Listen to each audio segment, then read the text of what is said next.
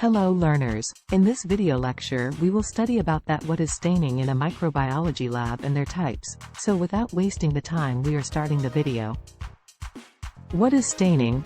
Staining, in microbiology, can be defined as a technique which is used to enhance and contrast a biological specimen at the microscopic level. Stains and dyes are used to highlight the specimen at the microscopic level to study it at higher magnification for histopathological studies and diagnostic purposes. However, staining is not just limited to biological specimens. It can also be used to study the structure of crystalline polymers. Types of staining techniques. Gram staining. This staining procedure is used to identify bacteria based on their cell wall composition. 1.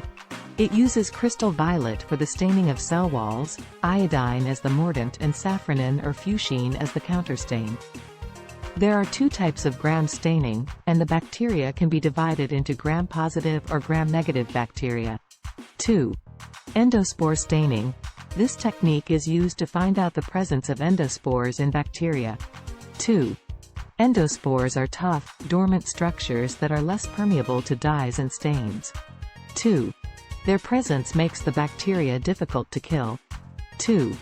The process involves heat fixing the specimen and dyeing it with a blend of safranin and 5% diluted malachite green. 3. Zeil-Nielsen staining.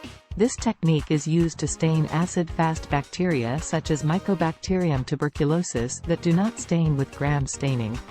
3.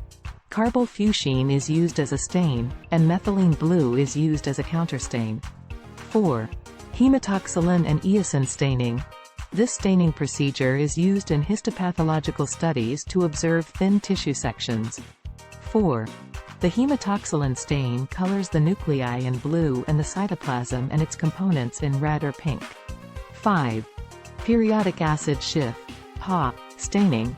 PA staining is used to stain carbohydrate molecules. 5.